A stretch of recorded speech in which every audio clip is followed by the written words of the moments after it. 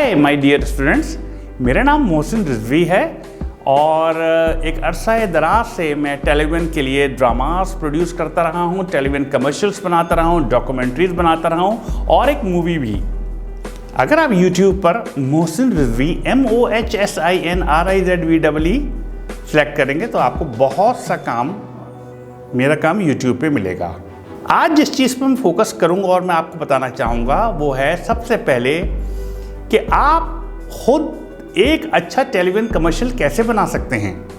यानी आपके अंदर, अगर आप इस कोर्स को अटेंड कर लेंगे, कंप्लीट कोर्स को, तो आप यकीनी तौर पे, अगर आप कामयाबी से मेरे सारे लेक्चर सुन लेंगे तो आप यकीनन अपने तौर पे एक टेलीविज़न कमर्शियल बना सकेंगे और ख़ुद, जो कि ना सिर्फ आपकी आमदनी में बहुत ज़्यादा इजाफा कर देगा बल्कि आपको इस काबिल बना देगा कि आप आइंदा भी अपने लिए एक अच्छे कमर्शियल्स बनाते रहें और टेलीविज़न कमर्शियल बना के क्लाइंट्स को देते रहें। तो आइए देखते हैं हम अपना पहला कोर्स स्टार्ट किस तरह करते हैं। हमें एक अच्छा टेलीविज़न कमर्शियल बनाने के लिए किन किन चीज़ों की ज़रूरत होगी, आइए देखते हैं।